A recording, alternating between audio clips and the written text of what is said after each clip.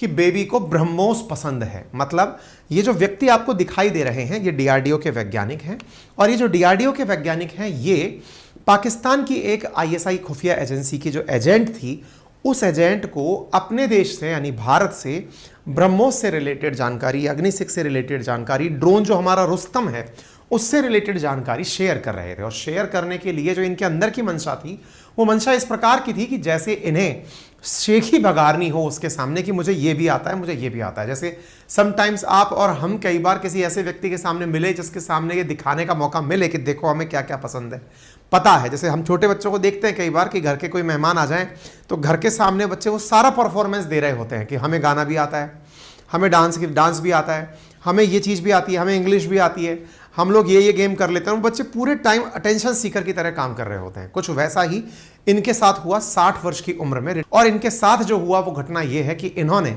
खूबसूरती के सामने जो कि फेंका गया एक जाल था उसके सामने इन्होंने पूरी तरह से वो सारे राज उगल दिए। ये वो वैज्ञानिक हैं जो कि एच कैटेगरी के वैज्ञानिक हैं। अच्छा, ये एच कैटेगरी क्या होती है? डीआरडीओ के अंदर ना वैज्ञानिकों का प्रमोशन ABCDEFGHI तक जाता है। यानी कि अगर प्रमोशन के अंदर किसी व्यक्ति की एंट्री मान लीजिए A ग्रेड पर हुई है, B ग्रेड पर हुई है, जैसे अपने यहाँ होता है ना second grade, first grade, third grade, fourth class, इस तरह से ऐसे ही डीआरडीओ वैज्ञानिकों के अंदर ग्रेडिंग होती है ABCDEFGH। यानी 8वें क्रमांक के ऊपर, टॉप के ऊपर थे, यानी सेकंड टॉप मोस्ट पोस्ट पर थे। आई पर पहुंचते ही ये समझ जाते कि देश के सबसे, यानी कि देश के अंदर जो 6000 से अधिक डीआरडीओ साइंटिस्ट हैं उनके ये 10 से 12 उन चुनिंदा लोगों में शामिल थे जो हर प्रोजेक्ट के बारे में जानकारी रखते थे। डीआरडीओ जिसका मुख्यालय देश के अंदर दिल्ली के अंदर है, उसके देश में लगभग 50 लेबोरेटरीज हैं जो कि अलग अलग विषयों पर काम कर रही हैं, अलग अलग सेक्टर्स में रिसर्च कर रही हैं। उनकी ही एक लेबोरेटरी जो पुणे में है, उस पुणे की लेबोरेटरी के ये डायरेक्टर हुआ करते थे। इस रैंक के ये आदमी थे जिनके पास इस प्रकार के सारे काम थे, ठीक है ना। तो जब इस प्रकार के काम थे तो इस आधार पर आप ये अंदाजा लगा सकते हैं कि ये इतना प्रमुख व्यक्ति था जिसने हाल ही में अपनी डिजाइन्स लीक कर दी हैं। तो विषय के अंदर गंभीरता कितनी है इसका अंदाजा आप इस विषय से देख सकते हैं कि डीआरडीओ टॉप ट्रेंडिंग्स में चल रहा है। कहां पर? आपके ट्विटर पर। क्या है पूरी कहानी, अब उसको जानते हैं। DRDO scientist arrested for spying for Pakistan. ये वैज्ञानिक गिरफ्तार हुए क्योंकि ये जासूसी कर रहे थे पाकिस्तान के लिए। कब पता चला?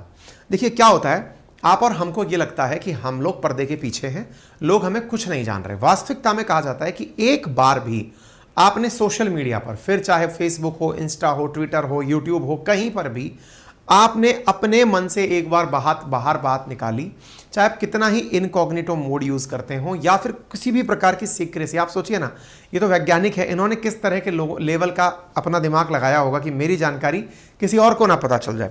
हमारे देश की खुफिया एजेंसीज को सब पता चल जाता है।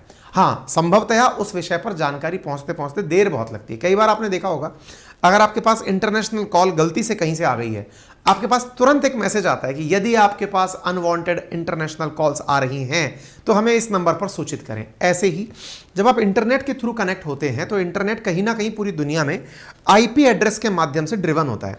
अब आप कहें कि सर मैं तो डार्क वेब का यूज़ करता हूँ, वो बात अलग है। वैज्ञानिक डार्क वेब पर नहीं था, ये तो सोशल मीडिया के माध्यम से, फेसबुक, इंस्टा टाइप से था, खूबसूरती के सामने पिघल गया था। तो भाई साहब, ये जो व्यक्ति है ये अपने द्वारा जानकारियां साझा करने से पूर्व जब चेक करता है तो वो महिला अपने आप को इंडियन बताती है, लेकिन वो व्यक्ति वास्तविकता में जिस आईपी एड्रेस से चर्चा हो रही थी वो पाकिस्तान से था। खुफिया एजेंसीज को ये डाउट हुआ कि पाकिस्तान के आईपी एड्रेस से इंडिया का एक आईपी एड्रेस कनेक्ट हो रहा है और रेगुलर हो रहा है। लास्ट ईयर सितंबर से लेकर इस साल फरवरी तक वहां पर गजब तरीके का कन्वर्सेशन चला है। इस बात के ऊपर खुफिया एजेंसीज को डाउट हुआ, जो अपनी मतलब जो स्पाइंग एजेंसी होती हैं, जो खुद से देश की सुरक्षा के लिए जिम्मेदार हैं, उनको डाउट हुआ। जब वो उनको डाउट हुआ तो उन्होंने डीआरडीओ की जो विजिलेंस शाखा है, विजिलेंस शाखा मतलब कई विभाग जो संवेदनशील हैं वो अपने अंदर भी विजिलेंस रखते हैं। विजिलेंस का मतलब धरपकड़ के लिए उनके अंदर भी कुछ जांच एजेंसी होती है जो अपने क्षेत्र में लोगों को वो कर रही होती है। तो इन्होंने डीआरडीओ की विजिलेंस शाखा को इन्फॉर्म किया कि देखिए कुछ डाउटफुल मामला है इस व्यक्ति के बारे में।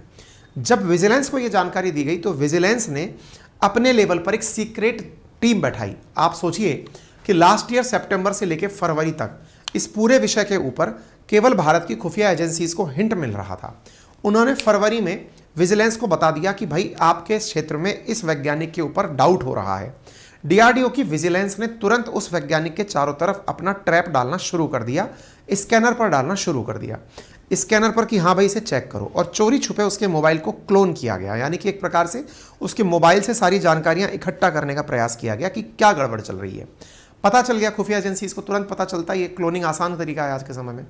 पता चला तो ये समझ में आ गया, और इसको भी ये डाउट हो गया कि कहीं ना कहीं कोई मामला लीक हो गया दिखता है। इस भाई साहब ने फरवरी के अंदर अपनी सारी चैट डिलीट और सारे अकाउंट ब्लॉक कि अब कुछ भी नहीं। इन्हें तुरंत इधर से उधर चेंज किया गया, लेकिन डीआरडीओ में कानो कान ये खबर किसी को नहीं लगने दी कि चल क्या रहा है। फिर क्या हुआ, डीआरडीओ ने इंटरनल लेवल पर अपनी एक कमेटी बनाई। उस कमेटी ने इस व्यक्ति पर पूरी जांच करी।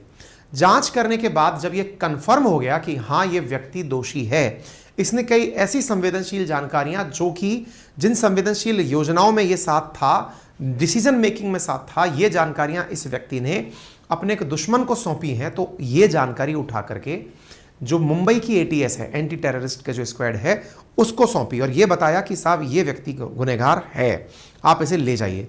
फिर जाकर एटीएस आती है और मई 4 को इस व्यक्ति को फिर गिरफ्तार किया जाता है। अब आप सोचकर देखिए, सितंबर 2022 से लेकर फरवरी तक तो ये वैसे रडार पर रहा। फरवरी से लेकर मई तक जब ये पूरा श्योर हो गया, देखिए रॉकेटरी फिल्म जब देश में आई ना, उसने एक संवेदनशील और लोगों को कर दिया कि कहीं ऐसा ना हो कि वैज्ञानिकों को फंसाने के लिए कोई गलत तरीका अपना रहा हो। इसलिए बड़ी संवेदनशील तरीके से अगर किसी पर उंगली उठाई जाए तो उसे क्रॉस चेक करना भी जरूरी है। जैसे आप में से कई लोग ये जानते हैं, अंदर से ये फीलिंग रखते हैं कि कोई सरकारी अधिकारी है, ये तो करप्ट होगा ही। आपने अगर किसी को ये कहा कि सर ये अधिकारी करप्ट है, सरकारी अधिकारी पर अगर आपने कोई भी लांछन लगाया, तो जो हमारे राज्य के अंदर जो एंटी करप्शन ब्यूरो है, एसीबी है, वो आपकी शिकायत पर तुरंत एक्शन नहीं लेगी। वो पहले ये श्योर करेगी कि वाकई में ये व्यक्ति करप्ट है। फिर वो अपने लेवल पर पूरा सिस्टम सेट करती है, ट्रैप करती है, चारों तरफ अपने लोग छोड़ती है। लोग छोड़ने के बाद में वो ये चेक करती है कि हाँ भाई जरा चेक करके पता लगाओ क्या ये व्यक्ति वाकई में करप्ट है। फिर वो अपने लेवल पर एविडेंस के लिए अपना एक आदमी भेजती है कि हाँ भाई उसको जाकर ये पैसे दो, इन पैसों पर रंग लगा हुआ है, रंग जैसे लगे हुए पैसे पकड़ में आएंगे, फिर उसको रंगे हाथ गिरफ्तार किया जाएगा। ऐसे ही इस व्यक्ति को गिरफ्तार करने से पूर्व पहले पूरी बिसात बिछाई गई, तब जाकर के फिर इसकी गिरफ्तारी तय हुई। अब उसके बाद भी ये जानकारी पब्लिक में नहीं आई। अब आप सोच लिए मई चला गया, मई में गिरफ्तार हुई, मई में गिरफ्तार हुआ, ये मई चला गया, जून चला गया, जुलाई चला गया। अब जुलाई के अंदर आप ऑलमोस्ट आधे जुलाई पर खड़े हैं। लगभग 3 महीने के बाद एटीएस के द्वारा अपनी 1837 पेज के आसपास, लगभग 1800 से अधिक पेजेस की चार्जशीट का मतलब इस व्यक्ति ने क्या क्या गुनाह किया है वो सारी कारस्तानी लिख करके कोर्ट में दायर की है। जब कोर्ट में दायर की ना, तब कोर्ट से उस चार्जशीट की जानकारी पब्लिक हो गई, जिसमें चार्जशीट के अंदर इसकी निजी चैट भी शामिल है, जिसमें इस व्यक्ति ने, क्योंकि चैट रिट्रीव हो जाती हैं, आप में से कईयों को लगता है हमने तो चैट डिलीट मार दी अब क्या होगा, सब कुछ वापस से प्राप्त किया जा सकता है, जिन्हें भी ये लगता है। हालांकि आप में से कईयों को तो ये लगेगा अभी हम इतने इंपॉर्टेंट हुए नहीं सर कि हम लोग हमारे ऊपर सरकार निगाह रखे, लेकिन आप कब लायक हो जाएंगे आपको भी नहीं पता चलेगा। तो ये एक मैसेज है आपके लिए, इसको तैयारी से समझकर चलिए, ठीक है।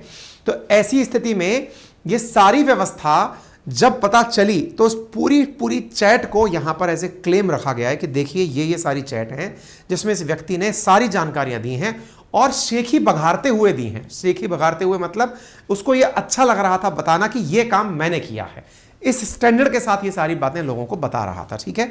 तो उम्मीद है कि अब आपको ये वास्तविकता समझ में आ गई हो, कहां से ये बात निकल कर आई, क्या कहानी हुई। एच कैटेगरी का डीआरडीओ ऑफिसर था, ये इसकी गिरफ्तारी करके ले जाती हुई एटीएस है, जो कि यहां पर सारी जानकारियों के साथ समझ में आई। हमारे चैनल पर आप लोग बहुत दिनों से हमारी खबरें सुन रहे हैं, उसके बावजूद भी आधे से ज्यादा लोग ऐसे हैं जिन्होंने चैनल सब्सक्राइब नहीं किया हुआ है, सब्सक्राइब कर लीजिए। हालांकि जब इस व्यक्ति से कहा गया कि आपका झूठ सच का टेस्ट किया जाएगा, ये मकर गया कि नहीं सर हमको टेस्ट नहीं करवाना है। मतलब ये सच था कि इसको समझ में आ गया कि मामला गड़बड़ है। नाम था इसका प्रदीप कुरुलकर, जो कि फिलहाल गिरफ्तार हो चुका है। सूत्रों के हवाले से सारी जानकारियां निकल कर आई हैं, अभी तक कोई भी ऑफिशियल स्टेटमेंट कहीं भी निकल कर नहीं आया है। जो भी जानकारी मैंने बताई अनेक मीडिया चैनल्स पर दी हुई जानकारी है, जिनको हमने आपके पास क्रमागत तरीके से पढ़ के सुना दिया।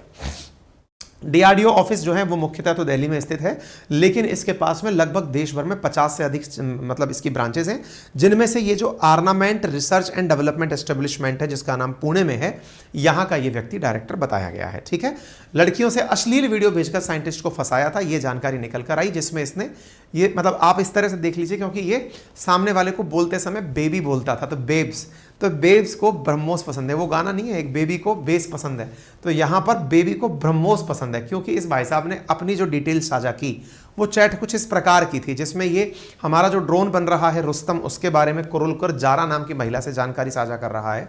ऐसे ही आप देखें स्पेस टू एयर मतलब सरफेस टू एयर जो मिसाइल अपने देश में बन रही हैं उनकी जानकारी साझा कर रहा है। तो उम्मीद है आप सभी साथियों को ये जानकारी पता चल गई होगी। आपसे केवल मेरे को इतना सा ही कहना है, अगर आप अपने इन अनुभवों को यूज़ करें तो केवल इतना मान लीजिए कि आपको अगर कोई अपनी बातों में उलझाने का प्रयास कर रहा है तो पहले अपने बारे में आत्म अवलोकन करिए कि आप में ऐसा क्या है जिसकी वजह से कोई आपकी तरफ आकर्षित हो रहा है। तो निश्चित ही आप या तो बहुत काबिल पैसे वाले व्यक्ति होंगे, या आप किसी अच्छे पद पर आसीन होंगे, या आप कोई फिल्म सितारे होंगे। अदरवाइज आपके पास में ऐसा क्या है कि कोई व्यक्ति आपकी तरफ खिंचा आ रहा है। अपने बारे में पहले आत्मविश्लेषण करें तो आपको स्वतः ही समझ में आ जाएगा कि हम लोग ऐसे भी सुपरस्टार नहीं हैं कि कोई व्यक्ति हमारी तरफ अपने जीवन के इतने हसीन क्षणों को हमारे साथ बिताएगा। खैर, लालच बुरी बलाए होती है,